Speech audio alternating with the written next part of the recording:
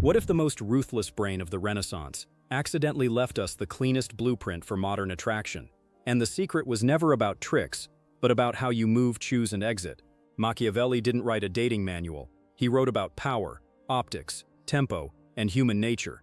Translate that into ethical adult relationships and you get a method that makes people lean in without you chasing, remember you without long speeches, and respect you because your life already respects itself. If you stay with me, I'll hand you a field guide you can use tonight.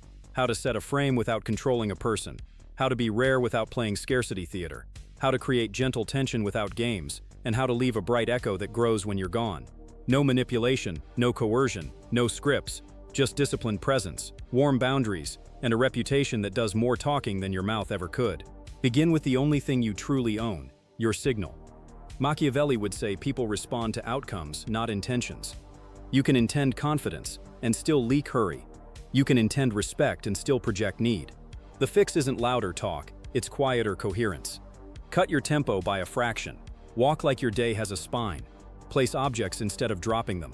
Let the last word of your sentence land as if you set a period on the table and gave it one beat of air. A man who owns his tempo owns the frame, because tempo is the invisible conductor in every room. Fast says, pick me. Unhurried says, I am already chosen by my standards, my calendar, and my direction. When your exterior stops arguing with your interior, attraction stops being something you push for and becomes something you host. The next distinction is where most men fail for life. Force versus frame. Force tries to move people directly. Frame makes movement feel like their idea. Force shouts, frame edits the scene. You don't declare that you're interesting. You remove the clutter that keeps your interest from being felt. You show up when you said. You leave when you said. You speak cleanly, and you listen fully. You propose small concrete plans instead of endless maybe chats. You turn down the noise of your own self-selling, so the natural curiosity in the room has somewhere to land. People aren't evaluating a resume. They're scanning for alignment. Alignment is the silence between the lines where your routine, your posture, and your eyes all tell the same story.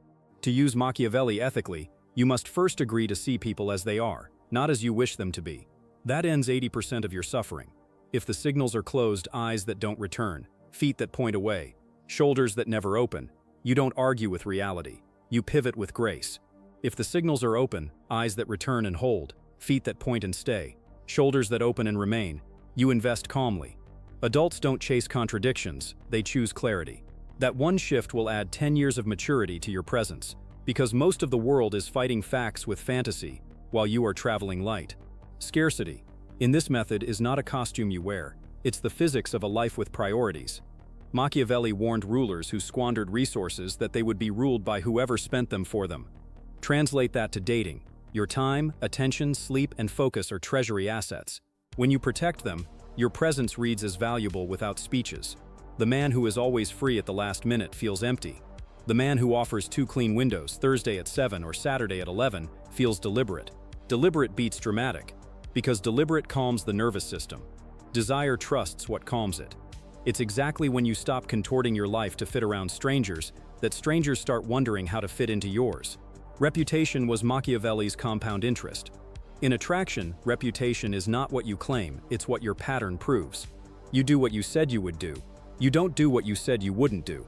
When you miss, you correct quickly, without a novel of apology. People track patterns unconsciously. When your pattern reads orderly, warm, on time, curiosity blooms because safety is rare. And in adult life, safety plus playfulness is the chemistry you're really after. The teenage version of desire loves chaos. The grown version wants a place where spark doesn't cost skin. Learn stillness, not stiffness. Armor is loud and unattractive. Stillness, hands that rest between gestures. A single clear motion instead of 7 scattered ones. A head that tilts 5 degrees when she speaks, not as submission but as attention. Shoulders that release rather than brace. A composed body prints weight onto ordinary sentences. This is why men who talk less often sound stronger. It isn't fewer words, it's better signal. Machiavelli respected people who could hold a room without theater. When you practice stillness, your words inherit gravity they don't have on their own, and your silence becomes a place someone can stand, not a void they have to fill. Pay attention to how your hands treat the world. People map from things to people. The way you handle objects is the way you'll handle me. Do you slam glasses, block doorways, drop your phone on the table like a grenade, and let it buzz as proof of life? Or do you place the glass quietly, step aside half a pace so someone can pass, and kill notifications when you're in real conversation? Lowering friction is one of the strongest love languages there is. No clever line can compete with the body-level note that life is easier when he is near. You want addiction? Remove small pains. Most men try to create fireworks. Men with spine remove sand from the gears. Fireworks fade, smooth motion becomes habit.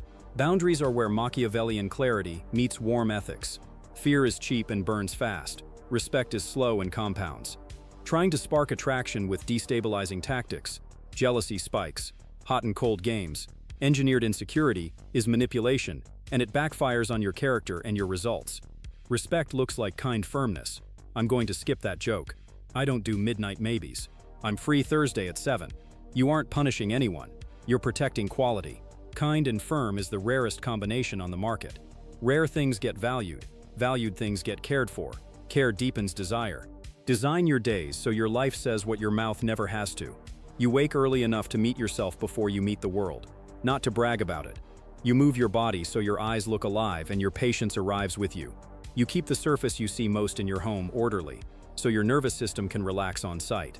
You maintain 1 or 2 rituals that act like anchors: a morning walk without headphones, a notebook you actually use, a kitchen that resets before bed. These are not props, they're proofs. Nobody needs perfection. Everybody wants predictable value with room for joy. If your life is a place worth living in, your company becomes a place worth staying in. Make it visible with scenes. A friend's birthday. You pause 1 breath at the threshold, not blocking traffic, just claiming awareness. Your greeting to the host is real and unrushed. You help move a chair without announcing it. You introduce yourself to someone with 1 human detail, not a resume bullet. I write for an hour before the city wakes up, it keeps me honest. You let the sentence land. If she meets you in the silence, you continue. If she doesn't, you exit on the peak. I'm going to greet the host's mom. Nice meeting you. And you actually do it. People feel leadership when you leave on time.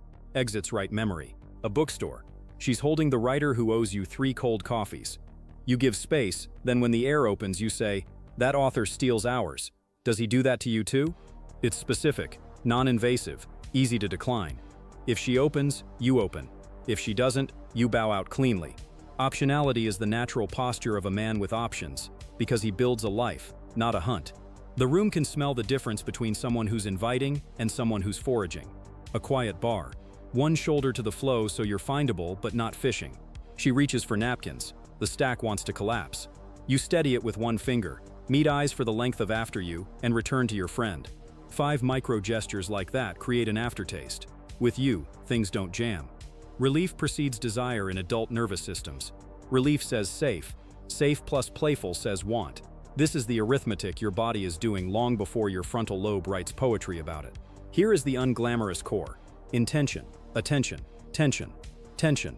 Intention is why this moment exists for you. Share a smile, trade a thought, propose a small plan. Name it privately so your behavior has a keel. Attention is how fully you're here. Phone away, eyes present, shoulders unbraced, sentences that end. Tension is the stretch you allow. Holding a look 1 heartbeat longer than habit. Letting silence cook for 2 seconds after your final word. Leaving the scene while it still shines. Too little tension and no spark wakes. Too much and the nervous system locks. Medium tension, what feels like a playful stretch, is where attraction lives. Practice it until your body knows the difference between pressure and play. If you fear you're too quiet, learn contrast. Quiet isn't gray, it's control of light. Share the micro-theater you notice. The espresso that betrays your thumb and the little eye roll you aim at the cup. The old standard, the playlist sneaks between modern beats and the eyebrow flick that says you caught it. The barista's unintentional foam heart and your silent toast. That's charm without noise. Shared frames create connection without confession. You're not pushing for intimacy. You're creating a window where it chooses you. Texting is nonverbal too. Your timing and length are signals. Avoid the compensation novel. Set tone, move to logistics, and get to real life if it makes sense. Offer a clean plan. Accept outcomes without commentary. Your dignity after a no out-attracts any cleverness you could have staged for a yes. People study how you carry losses. Machiavelli would tell you to expect them, absorb them, and be the same man afterward. That is rare, and rare is magnetic. Conflict is where frames get tested. A snide comment you don't like? Don't punish. Don't perform. Let a small silence fall. Soften your eyes instead of hardening them. Tilt your head 5 degrees as if straightening a picture frame. And redirect. Skip that one. Then keep the conversation alive elsewhere. Her nervous system learns that you have edges and kindness simultaneously. That's the combination people stick to. A scheduling squeeze that would steal your sleep? I'm not at my best at midnight. Thursday at 7 works. You protect future you in the present. That's not selfish. That's adult. Adults are attractive because they're safe to build with. Long-term, you sustain attraction, not with fireworks, but with rhythm, ritual, and novelty. Ritual is the dependable beat, the weekly dinner you guard from chaos, the morning walk that sands off your edges, the habit of exiting while it's still good. Novelty is the spark, choosing a different cafe, writing a small note, and tucking it into a book she's reading, picking a new walking route that changes the skyline. Ritual builds trust. Novelty keeps attention bright. Without ritual, you feel unsafe. Without novelty, you feel asleep.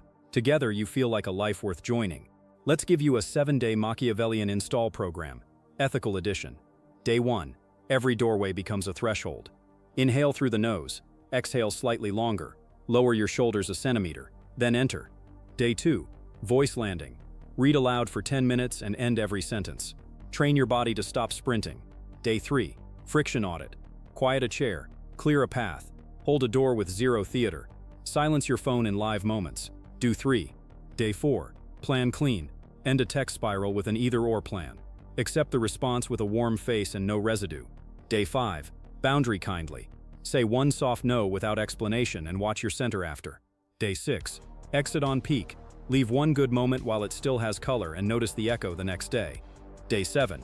Mirror one word. Reflect back a meaningful word she used with a simple, vivid image that nudges the thought forward. These are tiny reps that rewire signal faster than any affirmation.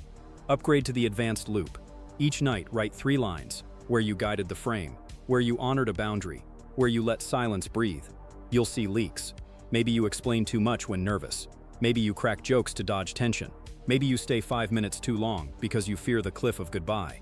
Fix one leak a week. This is what Machiavelli meant by consistency as power, not performance. Pattern. Attraction lives on patterns, not events. How do you maintain ethics while using a method from a man famous for cunning? By changing the motive. The childish motive is control. The adult motive is quality. You are not withholding to make anyone chase. You are pacing so the moment can breathe. You are not dangling scarcity to manufacture anxiety. You are living your priorities so your presence feels precious and real. You are not gaming emotions. You are hosting conditions where 2 adults can decide together. If you can't honestly say your moves make the experience kinder and cleaner for both, don't do them. Power that costs your character costs too much. Rejection will happen. Misreads will happen. Good. That means you're playing in the world, not on your couch. When interest isn't there, you don't litigate the case. You keep your face warm, your shoulders down.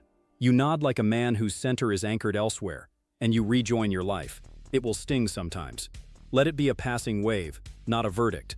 The man who can lose neatly becomes the man people trust with bigger yeses. That single trait will do more for your attractiveness than any line you'll ever memorize. Imagine how this feels in a long-term relationship. You enter your home with the threshold breath instead of dragging your phone face first through the door. You greet before you report. When your partner shares a worry, you mirror one word with an image instead of assembling a fix-it lecture. Sounds like your mind had 20 tabs open and you closed 2. You guard a weekly ritual like a small holiday. You call an early end to a tense talk and schedule part 2 for the morning when your brains are kind.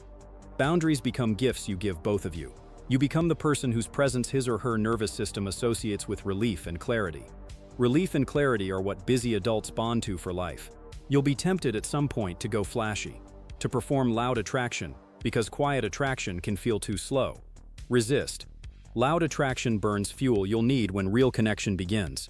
Quiet attraction builds capacity, yours and the room's. Every day you practice placing instead of dropping, proposing instead of pleading, listening instead of waiting, leaving when it's bright. Your reputation accumulates interest. People remember how they felt near you. If they felt calmer, seen, unhurried, slightly more themselves, they will come back voluntarily. That's the only kind of stickiness you want. Chosen, not coerced. Tonight, test one piece. At the next doorway, do the threshold pause. In your next conversation, let one sentence land all the way, and let silence breathe for a beat without rescuing it. When you feel a good moment cresting, leave while it shines, and watch the echo follow you out. Protect one sleep window this week, like it's an asset, because it is. Offer one clean plan without chasing. Say one kind no, and don't explain it to death. If a story wants another chapter, it will pull you both toward it. If it doesn't, you didn't fail. You practice the only power that reads as freedom to everyone who meets you, power over yourself. If I had to compress the method into a pocket line you can carry into any room, it's this. Move like a decision, look like an invitation, leave like a gentleman. The decision cuts neediness, the invitation warms the frame, the gentleman exit writes you into memory. Live that sentence, and you will watch the room discover you before you introduce yourself, and you won't have to force a single thing.